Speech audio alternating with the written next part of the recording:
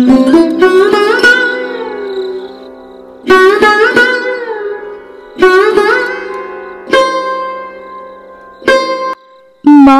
ও মা, জানো তুমি আজ আমার জন্মদিন।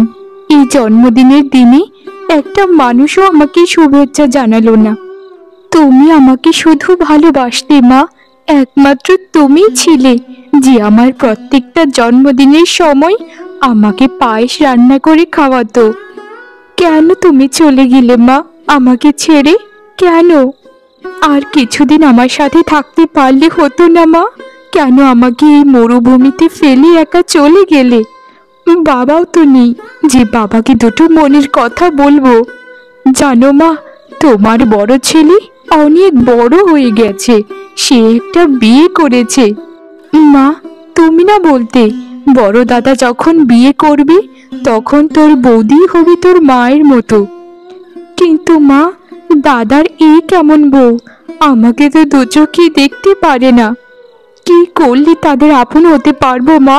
বলে দাও না, উত্তর দাও, কথা বলো। আজকে তোমায় কথা বলতেই হবে। মা, তুমি ফিরে এসো না মা, ফিরে এসো। আর কতদিন তোমায় ছাড়া এই শূন্য বুকটা কাঁদবে বলো?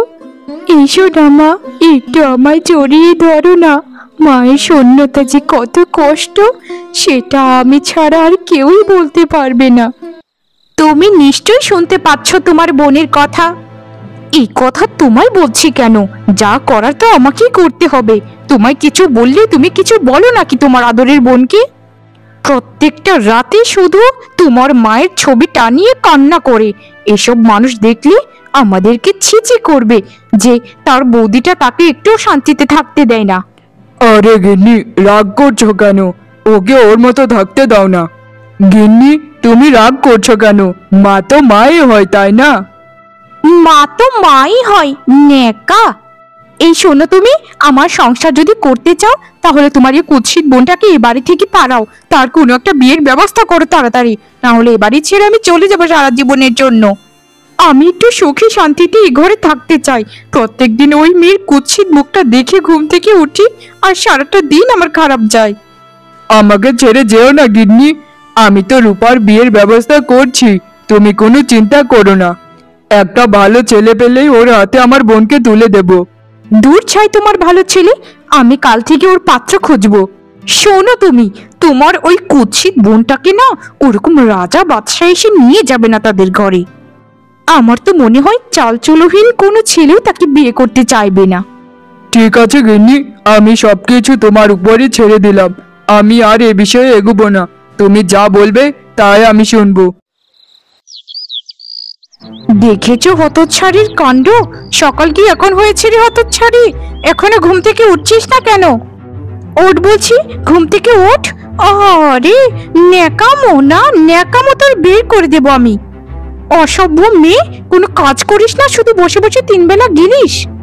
ওঠ বলছি হতচ্ছাড়ি, ওঠ, না হলে তোর মুখে গরম জল ঢেলি তোর এই কুৎসিত মুখটা আরো কুৎসিত বানিয়ে দেবো। এই তো, এই তো বৌদি, আমি উঠে পড়েছি। দয়া করে আমাকে আর কথা শুনিয়ে না। আমার শরীরটা আসলে খারাপ লাগছিল, তাই একটু সকাল পর্যন্ত শুয়েছিলাম। আমি এখনই গিয়ে ঘরের সকল কাজকর্মগুলো করে ফেলছি বৌদি, দয়া করে তুমি রাগ করো না। বাবা বাবা বাবা, কালী রাজকুমারের কথা শোনো। আচ্ছা একটা কথা বলতো হে কালী, তোর মা যখন তোকে জন্ম দিয়েছিল তখন নদীতে ভাসিয়ে দেয়নি কেন? যদি তখন নদীতে ভাসিয়ে দিত তাহলে আজ আমি একটু সুখে শান্তিতে থাকতে পারতাম। তোর দাদাও তো আছে, তোর দাদা তো তোর মতো এত কুৎসিত নয়। তুই কোথা থেকে জন্মেছিস রে? এরকম ভাবে বলছো কেন বৌদি? আমি কি নিজেকে নিজে বানিয়েছি বলো? আমাকে বিধাতা যেভাবে বানিয়েছেন সেভাবেই তো আমি হব, তাই না? তবে বৌদি, তুমি আমাকে যা ইচ্ছে তাই বলো, আমার মৃত মাকে কিচ্ছু বলো না। আমার সহ্য হয় না যে বৌদি।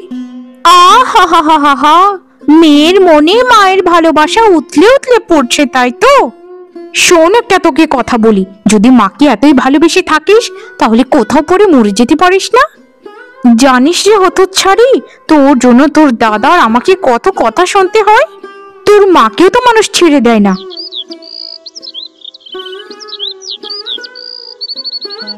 বাবা, গরিবের বাড়িতে এ কাকে দেখছি? এই তো দেখা যাচ্ছে ধনী ঘরের বউ, তাই এতদিন পর আমাদেরকে কি করে মনে পড়লো শুনি? তোমাকে একটা কাজ দিয়েছিলাম সেই কদিন আগে, এখন মনে পড়লো আমাদের বাড়িতে আসার। এর আগে তোমাকে কত খবর পাঠিয়েছি, কিন্তু তুমি তো কোনো উত্তরই দিলে না। কি উত্তর দিতাম তোমায় বলো তো? তুমি তো আমাকে গরু খুঁজতে পাঠিয়েছিলে না, আমাকে বর খুঁজতে পাঠিয়েছিলে, একজন পাত্র। গরু খোঁজা আর পাত্র খোঁজা কি এক কথা বলো? শোনো গো রতনের বউ, আমি একটা পাত্র খুঁজে পেয়েছি তোমার ননদের জন্য। সবকিছু যদি ঠিকঠাক থাকে তাহলে আগামী কালকেই তোমার ননদকে দেখতে আসবে। এই কি কথা শোনালি গো তুমি? খুব ভালো কথা, খুব ভালো কথা। তা পাত্র কি করে গো? আর আমাদের কালীটাকে কি ওদের পছন্দ হবে? অত কিছু তো আমি বলিনি, আসলে পাত্রের একটু বাজে নেশা রয়েছে, একটু চুরি চামারি চিন্তায়ের অভ্যাস আছে আর কি। আর এমনিতে ছেলেটা ভালো। আমি তোমার ননদের কথা বলেছি যে মেয়েটার গায়ের রংটা একটু চাপা, এমনিতে সংসারই আছে। ওদের তো শুনে ভালোই লাগলো, বললো আগামীকালকে আসবে দেখতে পাচ্ছি কি। তোমার আপদ বিধি হবার সময় হয়ে এসেছে গো রতনের বউ, এখন তুমি একা একাই খেতে পারবে এই সংসারে। তোমাকে আর বাধা দেবার মতো কেউই থাকবে না, পায়ের উপর পা তুলে রাজরানী হয়ে থাকবে। তখন আবার আমাদেরকে বলে যেও না গো। আরে কি বলছো না, তুমি যে আমার কাজটা করে দিয়েছো সেটাতে আমি অনেক অনেক খুশি হয়েছি। আর শোনো, ছেলে চোর ডাকাত নাকি বদমাস সেটা আমার দেখার বিষয় নয়, কারো গলায় ঝুলিয়ে দিতে পারলেই হলো, আমার আপদকে দূর করতে পারলেই হলো। ওগো শোনো না গো, তোমার বোনের জন্য একটা ভালো পাত্রের খোঁজ পেয়েছি, আগামীকালকে তাকে দেখতে আসবে, বুঝেছো? তুমি কিন্তু থেকো সে সময়। গিন্নি, এ কথা তুমি এখন বলছো? আমাকে তো আগামীকালকে জরুরি ভিত্তিতে শহরে যেতে হবে। তুমি এক কাজ করো গিন্নি, কালকে তুমি ব্যাপারটা একটু সামলিয়ে নিও। আর পাত্র ভালো লাগলে দিন তারিখ একটু ঠিক করে ফেলো বিয়ের। তুমি তো সবকিছুতে খুবই পারদর্শী, এটাও নিশ্চয়ই পারবে তুমি। বাবা বাবা বাবা, আমি ওর দাদা নই, বুঝেছো? ওই অসভ্য মেয়েটার বিয়ের কথা আমি কিভাবে বলবো? তবে তুমি যখন চাইছো তাহলে দেখে নেওয়া যাবে। তবে একটা শর্ত আছে, যদি তুমি ওই শর্তে রাজি হও তাহলে আমি এটা দেখে নেব। বলো গিন্নি, কি শর্ত? আমি তোমার সব শর্তে রাজি আছি, কারণ আগামীকালকে যদি না যাই তাহলে আমার কাজটাই থাকবে না। কাল যখন শহর থেকে ফিরবি তখন আমার জন্য সোনার একটা গয়না নিয়ে আসবে। যদি না নিয়ে এসেছে তো দেখবে আমি সব কিছু লন্ড ভন্ড করে দেব। যদি রাজি হও তাহলে ঠিক আছে, আমি আগামীকালকে দেখে নেবক্ষণ। ওহো গিন্নি, তুমি কোনো চিন্তা করো না তো, আমি তোমার জন্য নিশ্চয়ই কোনো না কোনো একটা সোনার গয়না নিয়ে আসবো। ওগো শুনছো, আমি হচ্ছি ছেলের মা। তা তোমাদের পাত্রী কোথায়? তাড়াতাড়ি পাত্রীকে নিয়ে এসো, আমার বাড়িতে অনেক কাজ পড়ে আছে। কাজের ফাঁকে পাত্রীকে দেখতে এলাম।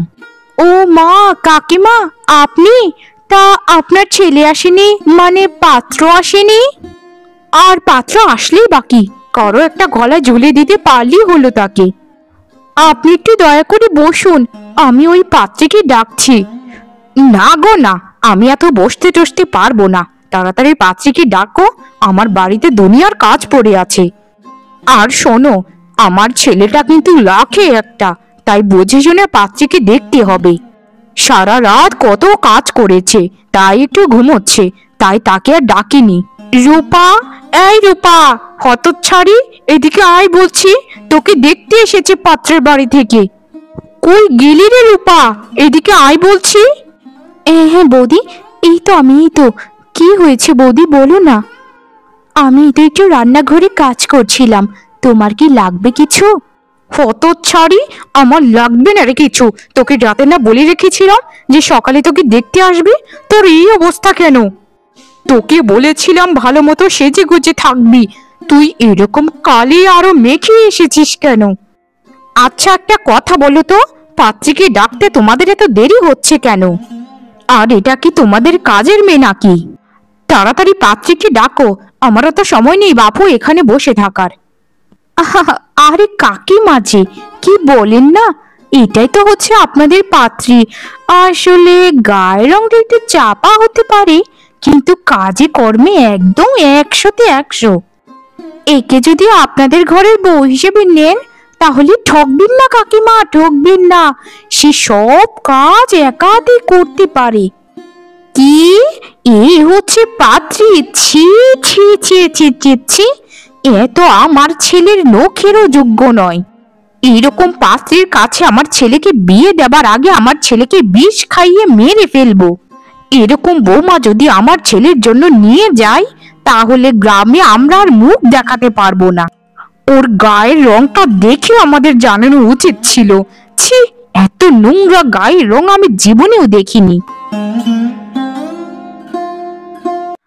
আমাকে আর মেরো না বৌদি, আর মেরো না, আমি সহ্য করতে পারছি না। দয়া করে আমাকে আর মেরো না। আমি কি করব বলো বৌদি? আমি তো একটা মানুষ, আমার তো কষ্ট হয়। আমি কি করলে তোমরা শান্তি পাবে সেটাই আমাকে বলো না বৌদি, সেটাই আমাকে বলো। আমি আর সহ্য করতে পারছি না। কি করলে তোমরা একটু সুখে থাকতে পারবে? কি করলে? যেখানে নিজের দাদাই আমাকে দেখতে পারে না, সেখানে তো তুমি পরের বাড়ির মেয়ে, আমাকে কি করে দেখতে পারবে বলো? শোন রে হতচ্ছাড়ি, তুই এত করছিস যে তোকে একটা চোরও বিয়ে করতে চায় না, তোকে কোনো বেকার ছেলেও বিয়ে করতে চায় না, তোকে কেউ বিয়ে করতে চায় না, কেউ। তোকে এখানে রেখে, এই ঘরে রেখে গন্ডে পিণ্ডে 3 বেলা গিলিয়ে আমাদের লাভ কি বল? শুধু আমাদের লস আর লস, আর কিছুই না। শোন, তোকে আমি এত ঘুরিয়ে পেছিয়ে কিছু বলতে পারবো না। তুই আজ এক্ষুনি এই মুহূর্তে এই বাড়ি থেকে চলে যাবি।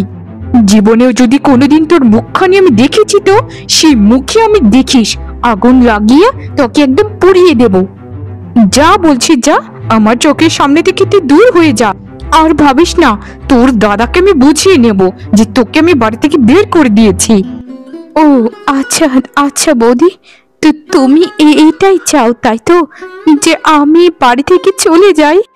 ঠিক আছে বৌদি, ঠিক আছে, তোমার কথা আমি ফেলবো না। আমি বাড়ি থেকে সারা জীবনের জন্য চলে যাচ্ছি, সারা জীবনের জন্য। এই রূপা কোনো দিন তোমাদেরকে আর বিরক্ত করতে আসবে না, কোনো দিন না। তুমি আর দাদা মিলে সারা জীবন সুখে শান্তিতে থেকো, সারা জীবন। কখনো যেন দুঃখ পেও না, কখনো যেন দুঃখ না পাও, সেটার জন্যই প্রার্থনা করব আমি।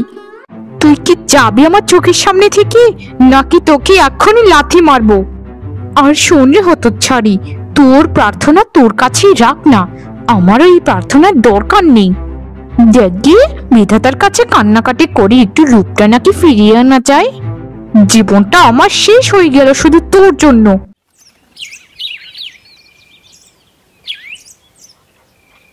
সেই ছোট্টবেলায় একবার এই গ্রামে মেলা হয়েছিল, তখন আমার মাকে আবদার করেছিলাম যে মা আমাকে মেলায় নিয়ে যাও। তখন আমার মা বলেছিল যে আমার শরীরটা কেমন জানি করছে, এই গাছটার নিচে একটু চল বসি। আমার মা এই গাছটার নিচেই শেষ নিঃশ্বাস ত্যাগ করেছিল। তাই তাই আমিও সিদ্ধান্ত নিয়েছি, যতদিন বেঁচে আছি এই গাছটার নিচেই বসে থাকবো। এই গাছের নিচে বসে মায়ের সাথে যাবার জন্য অন্তিম প্রহর গুনতে থাকবো। আমি আর ফিরে যাব না বাড়িতে, আর ফিরে যাব না। কোথায় যাব আমি, যেখানে আমার আপনজনরা আমাকে সহ্য করতে পারে না? আরে তুমি রূপা না? তোমাকে কত জায়গায় আমি খুঁজেছি রূপা, তুমি এখানে কি করছো? এই গ্রামে তোমাকে খুঁজতেই এসেছিলাম শহর থেকে, কিন্তু তোমার কোনো খোঁজ খবর না পেয়ে আবার আমি শহরে ফিরে যাচ্ছিলাম, কিন্তু ভাগ্য দেখো তোমায় পেয়ে গেলাম। আমি রূপা, কিন্তু আপনি কে? আপনাকে তো আমি চিনতে পারছি না। পরিচয়টা দিয়ে কথা বললে ভালো হতো। তুমি আমায় চিনবে না রূপা, আমি হচ্ছি এই গ্রামের জমিদারের ছেলে রাজু। আমি শহরে পড়াশোনা করি, তাই তুমি আমায় দেখোনি কোনোদিন। বছর খানেক আগে এই গ্রামে আমি এসেছিলাম একটু ঘুরতে। যখন নদীর পাড়ে ঘুরতে গেলাম তখন তোমায় আমি দেখতে পেয়েছিলাম নদী থেকে জল নিচ্ছ। বিশ্বাস করো রূপা, তখন থেকে আমি ভেবেছিলাম যে জীবনে যদি বিয়ে করি তাহলে তোমাকেই করব। জানি না কেন তোমায় আমি এত ভালোবেসে ফেলেছি যে যা বলার মতো না। তুমি আমায় বিয়ে করবে রূপা? তোমায় কথা দিলাম, তোমাকে আমি সারা জীবন সুখে রাখবো। এ কি কথা বলছেন আপনি সাহেব? আমার মতো একটা কুৎসিত মেয়েকে আপনি বিয়ে করবেন কেন? শহরে কত সুন্দর সুন্দরী মেয়ে আছে যারা হচ্ছে আপনার সঠিক যোগ্য, আর আমি এতটা কুৎসিত যে আপনাদের বাড়ির চাকর হবারও যোগ্য নই। শোনো রূপা, এরকম ব্যাকডেটেড কথা আমাকে দয়া করে বলো না। আমি একজন শিক্ষিত মানুষ, আমি রূপ নয়, আমি আসলে মানুষের চরিত্রকে বিচার করি। তুমি আমার সেই চরিত্র যাকে ঘিরে আমি বছর খানেক স্বপ্নেই শুধু দেখেছি। চলো রূপা, আমার সাথে চলো। তুমি আমার সাথে শহরে গিয়ে সারা জীবন সুখে শান্তিতে থাকবে, আর এখানে তোমার দাদা বৌদির কাছে আর কোনোদিন তোমায় আসতে হবে না।